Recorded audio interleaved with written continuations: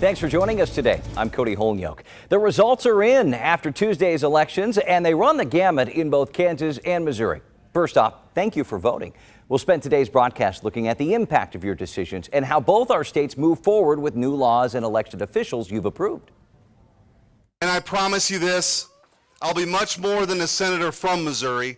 I'll be a senator for Missouri. That includes Republican Missouri Attorney General, now Senator-elect Eric Schmitt. Tuesday night, he thanked supporters, but pledged to fight to earn the trust of the Missourians who didn't vote for him. The result didn't come as much of a surprise to people watching the race, considering Missouri voters haven't sent a Democrat to the U.S. Senate in a decade, and Schmitt consistently polled ahead of his opponent, Trudy Busch Valentine. One of the tightest races in our area put Kansas in the national spotlight.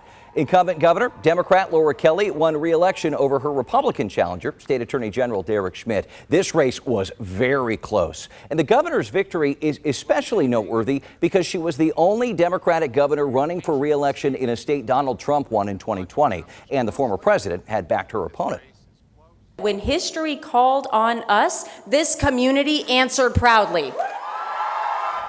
We also saw a big Democratic win in the Kansas 3rd Congressional District, with incumbent Congresswoman Democrat Sharice Davids beating challenger Amanda Atkins by a wider margin than the last time the two candidates faced off in 2020. Here to discuss this week's big races, please welcome back Brian Ellison, host contributor with KCUR, and KBC9 political reporter Michael Mahoney. All right, gentlemen, what we saw last Tuesday was not the red wave Republicans had really hoped for. No, it wasn't. And the Kansas 3rd race, I think, was an illustration of that. In fact, that little clip that we just showed you about Sharice Davids in her victory speech, she improved as a campaigner in this from her other two times. She ran an effective message campaign, and I think she was impressed by that. She's a better candidate than she has been in the past. That helped, and then the two dual messages that really stuck and helped her, the link to Sam Brownback on Amanda Atkins, and then the abortion issue.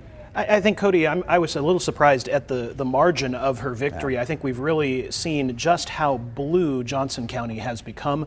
That really worked to her advantage. Don't forget, they redrew that district so she would potentially lose, and she actually won by a wider margin than 2 years ago. Yeah, redistricting really didn't have the outcome that Republicans wanted here at all. No.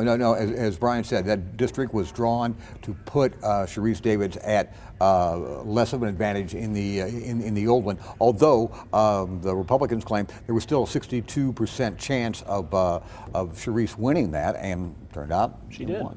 Yeah. Kansas governor's race certainly came down to the wire, didn't it? With the race being called Wednesday morning, Governor Kelly, the Democrat, wins against a Trump-backed candidate in a down economy. True. She certainly had some help from the candidate who, on the running to the right of Derek Schmitt, created a situation where Laura Kelly was at a bit more of an advantage than she would have been otherwise. Even so, she ran a very strong campaign. She played to her strengths. She pointed to the economic gains that she championed for the state of Kansas.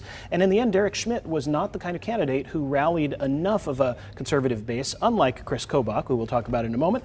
But that really made the difference. When you look and you apply the Libertarian Seth Cordell's numbers and the independent conservative Dennis Pyle, and you combine those two totals with Derek Schmitt, he comes out on top on this by about 5,000 votes. Cannot underestimate the impact of having those two other candidates, both of them, certainly the former Senator Pyle, drawing votes away from Derek Schmitt, probably cost him the election. Is that voters speaking out against former President Trump, you think? No, it's interesting. The Libertarians are going to vote for Libertarian candidates. It's part of their worldview. Senator Pyle simply believed that Derek Schmitt was not conservative enough. Mm-hmm. And it really cost the Schmitt campaign.